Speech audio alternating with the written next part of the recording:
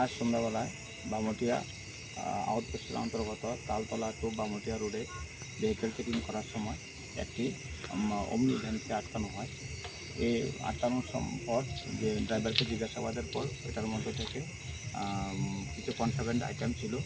তারপর executive magistrate এবং independent উইটনেসের সামনে চেক করে সার্চ করে তারপর 175 বোতল স্কপ কফ সিরাপ আমরা রিকভার করি এবং এনডিপিএস যে গাইডলাইন অনুসারে এগুলিকে সিজ করি। কাউকে কি গ্রেপ্তার করা হয়েছে? হ্যাঁ, এই বিষয়ে একজনকে যে গাড়ির চালক ওনাকে গ্রেপ্তার করা হয়েছে। প্রপার প্রসিডিউর ফলো করে। নামটা কি? নামটা এখন ইনিশিয়াল স্টেজ অফ ইনভেস্টিগেশন, তার জন্য আমরা এখন নামটা বলছি না, পরে আপনাদেরকে জানিয়ে দেবো। আপনারা মোট কজনের বিরুদ্ধে মামলা নেবেন এই ঘটনার সঙ্গে? একজনই পাওয়া গেছে, একজনের বিরুদ্ধে আমরা। আর কেউ জড়িত থাকতে পারে সন্দেহ? এটা still in the initial stage of investigation, আমরা এটা ইনভেস্টিগেশন করে দেখবো।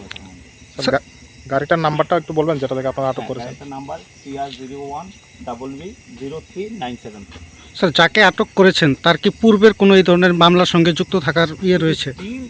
In the initial stage of investigation, আমরা সব এটা করবো, আস্তে আস্তে করবো সব পরবর্তীতে। বাজার মূল্যটা কত হতে পারে আনুমানিক? বাজার মূল্য আনুমানিক 1 লক্ষ টাকা হবে।